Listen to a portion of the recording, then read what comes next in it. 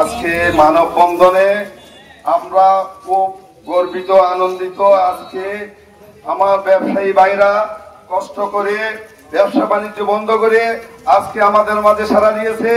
এর জন্য আমি আলীকদম বাজার ব্যবসায়ী কমিটির পক্ষ থেকে সকলকে ধন্যবাদ এবং কৃতজ্ঞতা জানাচ্ছি। আজকে এই মানববন্ধন আমি মনে করি বাজার পান প্রশাসন সুদৃষ্টি কামনা করি দেখবে। উনি আমরা বারবার জেলা পরিষদে গিয়েছিলাম একটা জায়গার নির্ধারিত জায়গার ব্যবস্থার জন্য, এবং আমরা গিয়েছি, আমাদেরকে বলছে আপনারা কেন আসছেন, বাজার সুদৃষ্টি কোথায়, কিন্তু আমরা ওখানে যাইয়ে কোনো সাড়া পাই নাই। আমরা আবার গেছি, বারবার গেছি, একটা গাড়ির জন্য গেছি, আমাদেরকে গাড়ি আমরা কষ্ট করি একটা গাড়ির ব্যবস্থা করছি, ইনশাল্লাহ গাড়িটা হয়ে যাবে। আর একটা যদি আমাদের যদি স্থায়ী যদি জায়গার যদি ব্যবস্থা হয়ে যায় ইনশাল্লাহ আমরা তাহলে আমরা এই উন্মুক্ত ভাবে আমরা আমাদের বাজার এই পরিষ্কার থাকবে, কাঁচরা যেন ওখানে ফেলতে পারি।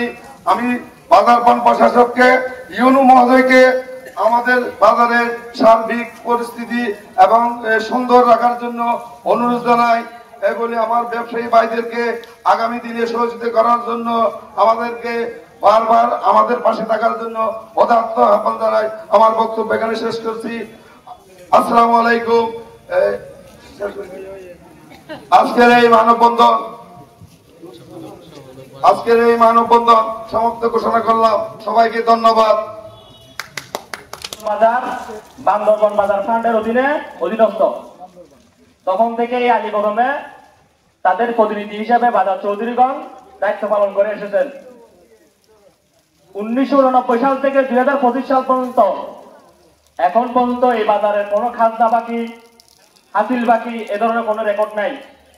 তাহলে আমরা যদি বান্দরবান জেলা পরিষদকে বাজার ফান্ডকে যথাযথ হাসিল খাজনা আদায় করে থাকি, কথা হলো একটি বাজার